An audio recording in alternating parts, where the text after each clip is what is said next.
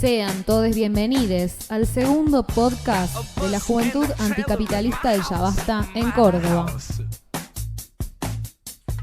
El COVID-19 es un síndrome respiratorio agudo severo, lo que se conoce en la comunidad científica como SARS. El coronavirus es un fenómeno biológico, pero como tiene la magnitud de pandemia, descubrimos sus implicancias sociales, económicas y políticas a nivel global. Pasando los 60 días desde el decreto de aislamiento obligatorio en nuestro país, derribamos algunos prejuicios sobre el origen del COVID y hacemos foco en cómo la vive la juventud que estudia en la universidad pública. En tiempos de pandemia, hablemos de qué es y cómo enfrentamos al COVID-19.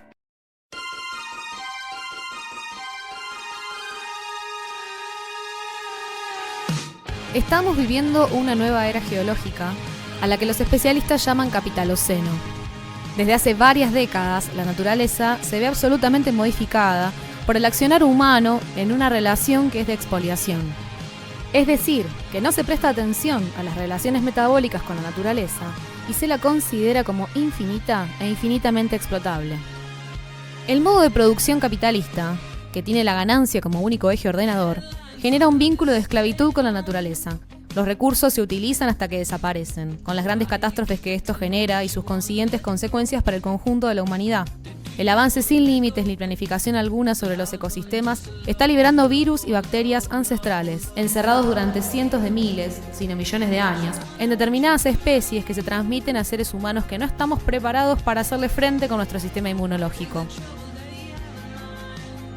Hola a todos, que tengan buena jornada. Arrancamos la segunda edición del podcast de la Juventud del Yabasta en Córdoba. Queremos mencionarles nuestras redes sociales. Nos van a encontrar en Instagram y Facebook como Nuevo Más Córdoba, Yabasta FF y UNC, Yabasta F Sociales UNC, Yabasta Psico UNC. Las vamos a dejar anotadas en la descripción del video. El COVID-19 es un virus que tiene un alto nivel de contagio y surge como una enfermedad zoonótica, producto del avance humano sobre territorios que antes eran salvajes. Con la globalización, el virus se expandió rápidamente gracias a la enorme circulación de personas y bienes. Junto con esto, los sistemas públicos de salud a nivel mundial han sufrido recortes presupuestarios desde hace varias décadas en pos de la privatización, y su vaciamiento hace que colapsen rápidamente. El resultado final, una pandemia que afecta a casi la totalidad de la humanidad, propagada en tiempo récord con un sistema de salud incapaz de dar respuesta. Para muchos, esta es la primera experiencia que hacemos frente a una situación de tal emergencia. Tenemos el gusto de hacer contacto con el biólogo José Toledo, docente e investigador, director de la Reserva Natural Vaquerías, profesor de la Cátedra de Uso Sustentable de los Recursos Naturales en la carrera de Biología de la Facultad de Ciencias Exactas de la Universidad Nacional de Córdoba. Le preguntamos a él qué diferencias y coincidencias existen entre esta pandemia del COVID-19 y otras anteriores, como la peste negra y la gripe española, y esto fue lo que nos respondió. Yo puedo decirles que entre el COVID-19 y la peste negra hay varias diferencias, ya que una es por virus, el COVID-19, la peste negra es un bacilo, es decir, es una bacteria. Se transmite directamente por sangre, como es la peste negra, por una picadura de una chinche, de un ectoparásito de las ratas, como es una pulga, y la otra va por sistemas aéreos, es decir, por contaminación del aire, por contaminación de las manos, por contaminación de la boca, de las mucosas. Es otra vía, es decir, hay diferencias.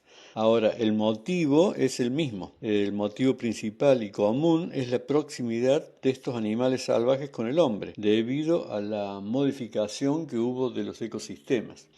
En Europa, cuando ocurre la peste negra, más o menos 1348, venía de una crisis porque hubo una pequeña glaciación y había mucho hambre en Europa, y en este año se produce grandes cosechas. Entonces se produce una gran eclosión de estas ratas también que entran en contacto con el hombre.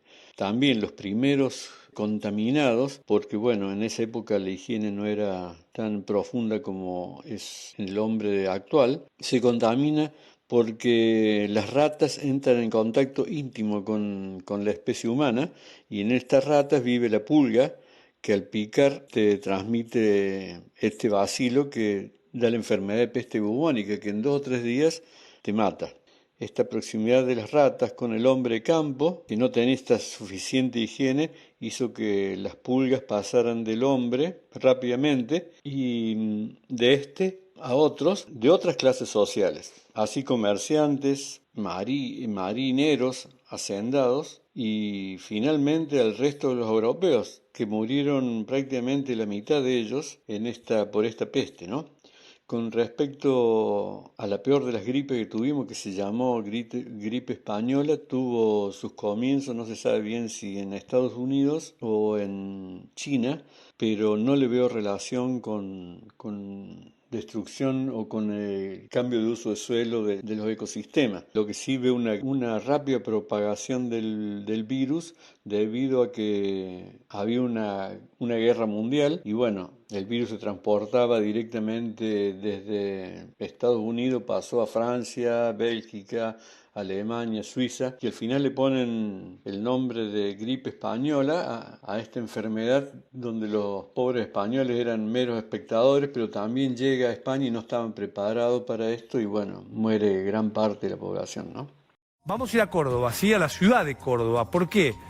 Porque dieron marcha atrás, y esto está pasando en muchos distritos de Argentina, como que muestra que obviamente los sistemas sanitarios son muy endebles en nuestro país. Entonces, ante el primer semáforo amarillo, ya quieren cerrar todo. Córdoba da marcha atrás, justamente porque notaron un nuevo foco, puntualmente 14 casos de infectados en Mercado Norte, en la ciudad de Córdoba, llevó a que aumente la cifra de lo que te mencionaba recién, 50 casos en 72 horas, que en realidad, si comparás con otros países del mundo, es nada. Pero en Córdoba ya tomaron la decisión de dar marcha atrás, lo hicieron a través de... Mira, ahí está la imagen del mercado, que lo cerraron, por supuesto, cerrado completamente, mira la imagen, porque encontraron ahí 14 casos de trabajadores infectados, y esto provocó este brote en la zona de este mercado, provocó que dieran marcha atrás. Vamos a escuchar el anuncio, ¿sí? Y contamos más. De estos 55 casos nuevos que hemos tenido, 35 corresponden a lo que es el brote del Mercado Norte, ¿sí? Quiero aclarar principalmente que la gente que se testeó, que corresponde a los negocios que están dentro del mercado, todos han sido negativos.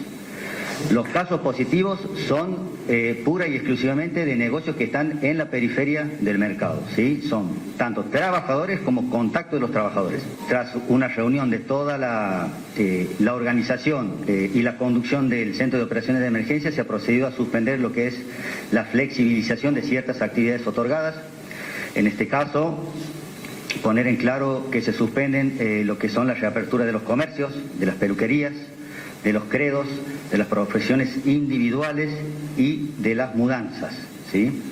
Se va a proceder especialmente a lo que es un aumento en el control del ingreso, de todos los ingresos que tiene la ciudad capital. Vamos a tener un despliegue de nuestro sistema de seguridad con un control exhaustivo de todo lo que son los ingresos a la ciudad capital y de lo que es la circulación dentro de la ciudad capital, ¿sí? En esto cabe destacar que las profesiones esenciales siguen, ¿sí? Y lo que son las actividades industriales de la ciudad capital también. Aumento de control sobre la población, despliegue del sistema de seguridad, restricción a la circulación. Son palabras que resuenan cuando se habla de fortalecer una medida que debiera ser sanitaria, pero que en los hechos no resguarda a las y los trabajadores de los llamados servicios esenciales. Esencialmente, se cuidan las ganancias de los empresarios de todos los rubros. Y no se dice ni mu sobre la necesidad de poner más presupuesto para la salud pública y garantizar el acceso a un salario universal para que los trabajadores informales tengan cubiertas las necesidades básicas. Esto es solo el inicio, si no se transforman los modos de producción. Sobre esto conversábamos con el biólogo Toledo. Le preguntamos qué piensa acerca del avance de las actividades productivas sobre los espacios boscosos vírgenes o autóctonos, que es cada día mayor, y si pronostica un escenario de aumento de la zoonosis y de este tipo de pandemias. Estas fueron sus respuestas. Bueno, pandemia es que vaya a ocupar grandes territorios, eso no lo puedo asegurar, puede ser una epidemia simplemente, pero sí va a haber un aumento de la zoonosis. No sabemos si el zorro o el aguaraguazú o la corzuela o el puma, que son los que han quedado prácticamente en contacto con el hombre, o los mismos murciélagos o ratones, el día de mañana pueden ser portadores de algún virus o de una bacteria que nos infeste, ¿no? Al disminuir nosotros los hábitats y los ecosistemas, la biodiversidad nos expone mucho a estas zoonosis que si en este momento no existen, pero sí pueden existir, por ejemplo, en las aves, como son las loras y las palomas, que transmiten muchas enfermedades, lo mismo que los gatos, ¿no? Hay que tener mucho cuidado con esto, por eso siempre nosotros como biólogos recomendamos el amor a las especies nativas, pero tampoco una gran proximidad, ¿no? Todo esto hace que mantengamos el respeto y es una parte de la ética nuestra, ¿no? Como cuando nos formamos, del respeto del espacio de cada una de estas especies. Tampoco hay que alimentarlas. Mientras sigamos deforestando el planeta, los vamos simplificando a los ecosistemas. Y así pasó, por ejemplo, con el caso de la vinchuca. La vinchuca se nutría, este hematófago se nutría de seres vivos que había en el monte. Al nosotros desmontar para hacer nuevas producciones, o bien por la ignorancia o la pobreza, porque mucha gente desmonta por necesidad, porque necesita esa leña, necesita ese monte para calefaccionarse, por ejemplo, y deja al descubierto la figura humana y las casas donde ellos habitan, y la vinchuca, al no tener ese monte, la tenemos en poco tiempo en nuestras habitaciones, y eso produce el mal de Chagas, ¿no? Con el cambio climático, muchas enfermedades tropicales y subtropicales pueden hacerse fuertes en nuestra provincia, así como se hizo el dengue, la malaria, el zika o el chikungunya, que antes no existían, hoy están en nuestra provincia, lamentablemente. Y eso es también por la gran deforestación que estamos realizando y por el cambio climático, que es una realidad. Lamentablemente los mosquitos se han hecho más urbanos y periurbanos que rurales, razón por la cual los tenemos en nuestras ciudades, ¿no? Y tenemos que estar fumigando para evitar estas enfermedades.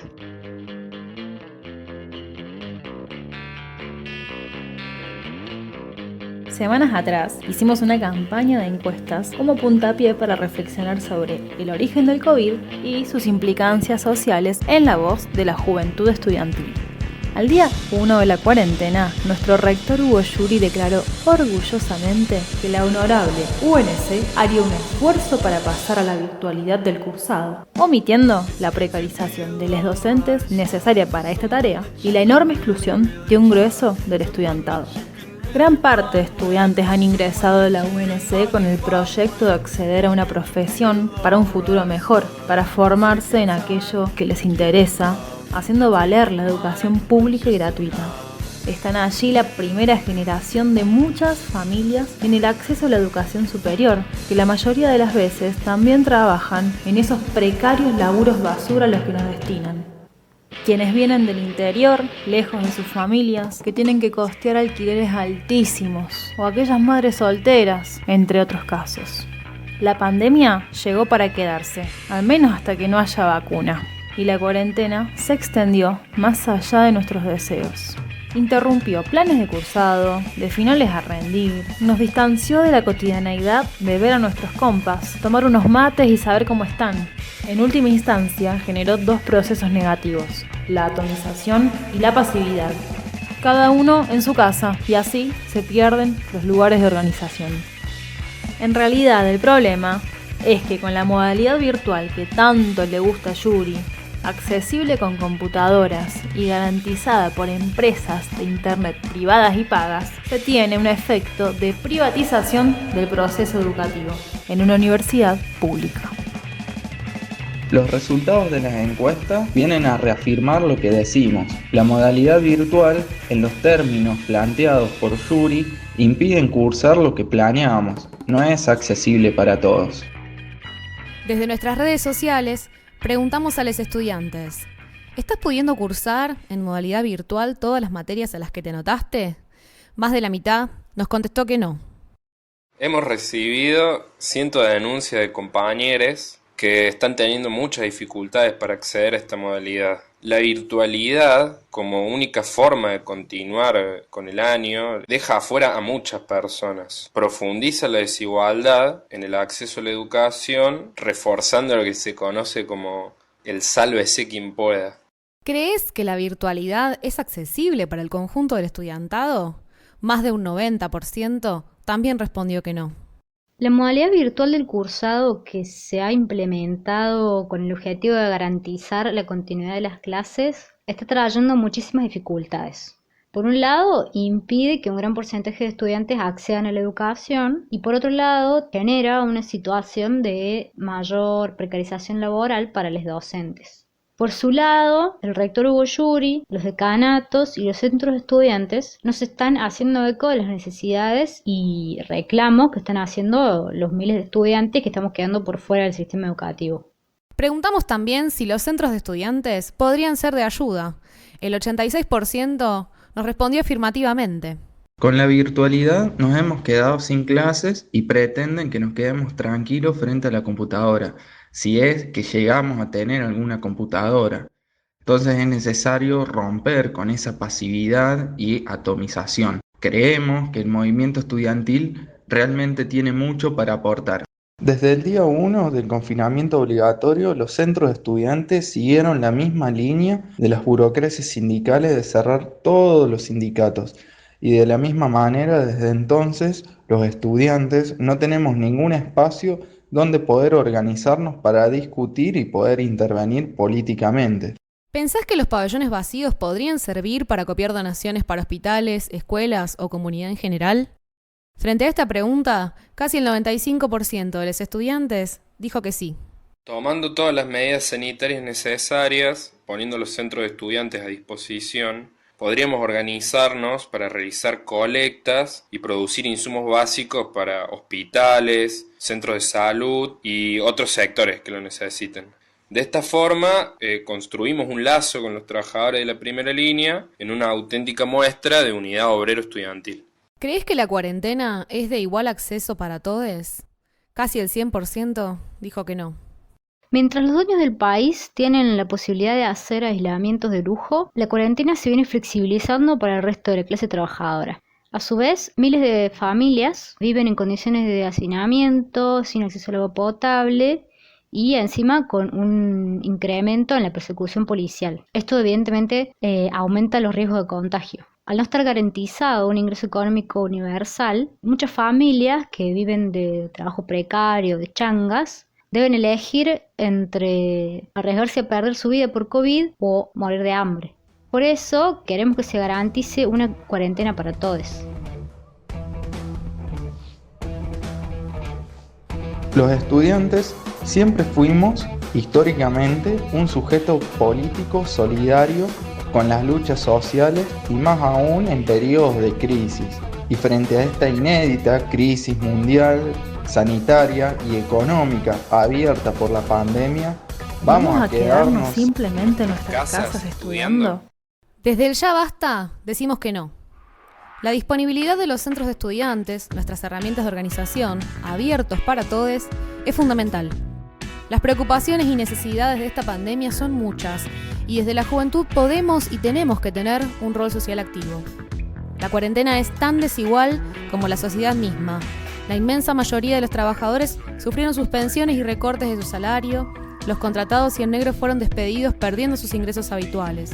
Y hay un gran sector de la población de cuentapropistas, de los que viven día a día, que ni siquiera tienen una moneda para comer.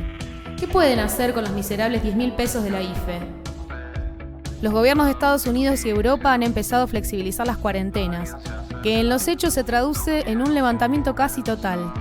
A esto se sumó en Latinoamérica, Bolsonaro en Brasil y Piñera en Chile. Los sectores empresarios y los políticos patronales se llenan la boca de palabras respecto de que la economía no soporta más para extorsionar a los trabajadores a que acepten descuentos y rebajas salariales. El gobierno nacional de esto no quiere hablar y sin animarse a aflojar todo, poco a poco va cediendo ante los reclamos empresariales y libera irresponsablemente cada vez más sectores.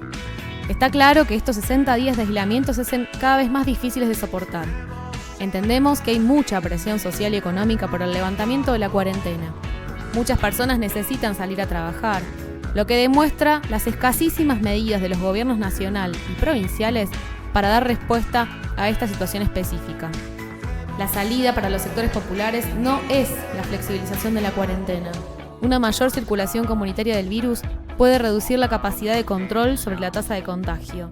Y mientras más hacinamiento y precariedad habitacional, mayor es el riesgo. Lamentablemente, ante la falta de una vacuna o de un tratamiento efectivo contra el COVID-19, la cuarentena es la principal herramienta con la que se cuenta para defenderse de la pandemia. Ante esta situación de emergencia, la disyuntiva entre cuarentena y economía se resuelve por la vía de cómo sostener la cuarentena y quién paga los costos de la misma. Si los grandes capitalistas y el imperialismo con sus ganancias, o los sectores populares con sus salarios y sus vidas.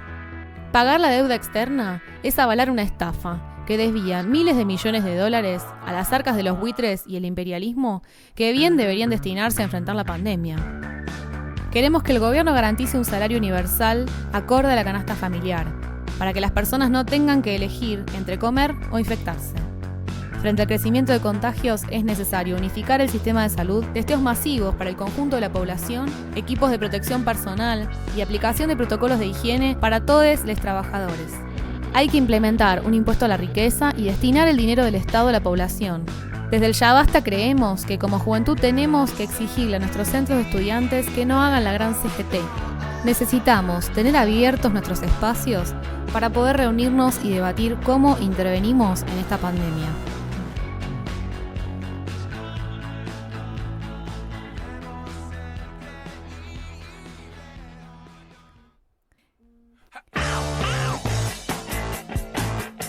Les agradecemos mucho la escucha. Damos por finalizada nuestra segunda edición del podcast de la Juventud Anticapitalista del Ya Basta en Córdoba.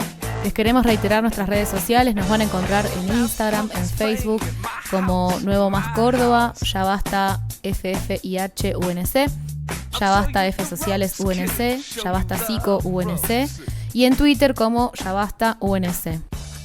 Ha sido un gusto, les invitamos a compartirlo, a pasárselo a sus amigues, conocides, a sus viejos, compañeros de la facu, compañeros del laburo. Y esperamos encontrarnos muy pronto en una tercera edición.